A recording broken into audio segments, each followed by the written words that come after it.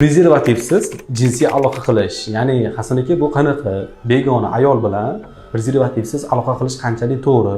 Buni nimaga aytyapman? Ba'zida o'rtoqlarim maqtanib qoladi, ba'zilari kecha bordim, jinsiy aloqa qildim, prezervativsiz, keyin jinsiy aloqadan keyin dushga kirdim yoki hojatga kirdim deb sidigim bilan tozalab tashladim. Xuddi uni xayolida bo'ladiki, что virusdan tozalab tashlagandek bo'ladi. Bu qanchalik haqiqatga yaqin? Buni kelajakda zarari bormi, yo'qmi xuddi shu narsa? Og'ayingiz juda shustri og'ayingiz ekan, lekin bir narsani og'ayingizga ta'kidlab o'tayki, birinchi navbatda bu prosta bavul qilishi jinsiy aloqadan keyin, ya'ni fohishalar bo'ladimi, bu juft haloli bo'ladimi, bu foydasi yo'q narsa. Bu virusni fohishalardan o'tmaydi degani emas.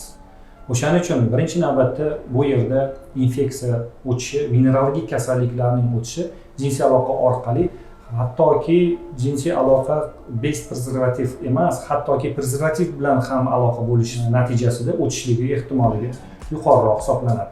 Bu yerda o'sha prezervativni saqlanish joyi, prezervativni повреждение bo'lgan bo'lmaganligi, so'rovga o'tgan o'tmaganligi, asbobga qarab turib uni taqmaganligi va hokazo jarayonlarning hisobiga, ya'ni o'sha повреждениесning hisobiga bu yerda jinsiy aloqa orqali o'tuvchi infeksiyalarning o'tib ketish ehtimolligi yuqori bo'ladi.